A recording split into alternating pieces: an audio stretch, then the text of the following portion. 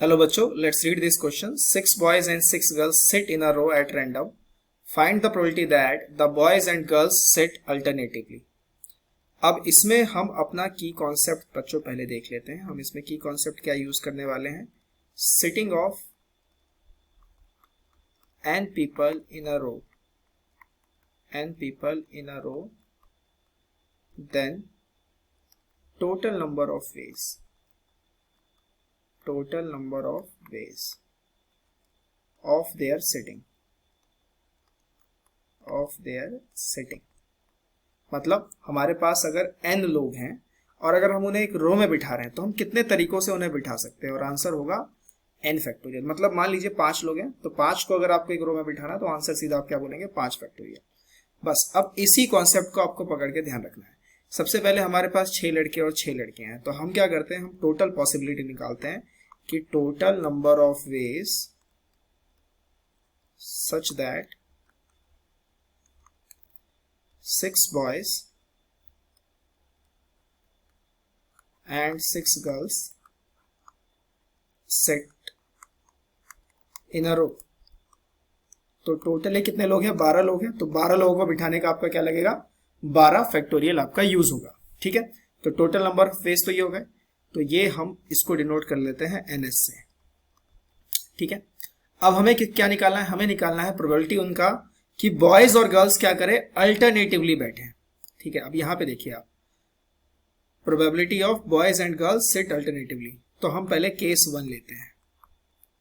Case 1 में हमारे पास क्या होगा कि मान लीजिए हमने लड़के बिठा लिए b1 b2 b3 b4 b5 b6. तो ये 6 लड़के हमने बिठा लिए. इन 6 लड़कों को बिठाने का तरीका क्या होगा, 6 फैक्टोरियल, जो हमने अपने की कॉन्सेप्ट से सीखा कि जितने लोग हैं n लोग हैं तो उनको अगर एक रो में बिठाना है तो n फैक्टोरियल. 6 लोगों को बिठाना था तो 6 फैक्टोरियल.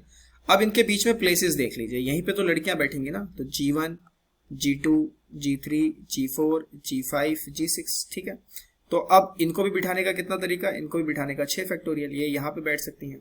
ठीक है, तो यहाँ पे हमारे कौन बैठ गए, g1 g2 g3 g4 g5 g6. एक केस तो ये हो गया. अब इसमें एक केस और हो सकता है, वो देखते हैं. केस नंबर 2 देखते हैं. केस नंबर 2 क्या होगा कि अब मान लीजिए लड़कियां पहले बिठा ली हमने, g1 g2 g3 g4 g5 g6. तो इन लड़कियों को बिठाने के लिए कितने तरीके लग जाएंगे, 6 फैक्टोरियल. अब यहाँ पे कौन बैठेंगे, यहाँ बीच में बैठेंगे लड़के, है ना, बीच में यहाँ पे लड़के बैठेंगे, यानी b1 b2 b3 b4 b5 b6. तो इनको भी बिठाने के कितने तरीके, 6 फैक्टोरियल.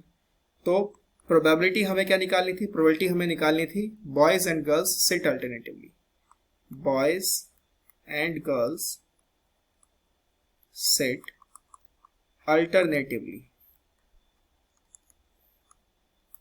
और ये हमारे पास कितना हो जाएगा, 6 फैक्टोरियल इंटू 6 फैक्टोरियल पहला case, plus 6 factorial into 6 factorial दूसरा केस, अपॉन में टोटल 12 फैक्टोरियल. तो ये 2 टाइम्स हो गए, 2 टाइम्स 6 फैक्टोरियल, और एक 6 फैक्टोरियल होता है 720. 12 को हम क्या लिख सकते हैं, 12 into 11 into 10 into 9 into 8 into 7 into 6 factorial. तो हम 6 फैक्टोरियल को कैंसिल आउट कर देंगे. ये 720 है, तो 8 निम 72. अगर आप इसको देखें तो ये पूरा का पूरा कट जाता है, 720 चला गया, 2 से कितने पे गया, ये 6 पे गया. तो हमारे पास कितना आ रहा है, 1/66 इंटू 7. और इसे अगर आप सॉल्व करेंगे तो आपको मिलेगा 1/462. ये हमारी यहाँ की प्रोबेबिलिटी हो गई बाय यूजिंग आवर की concept. I hope you understand the answer very well. Best of luck.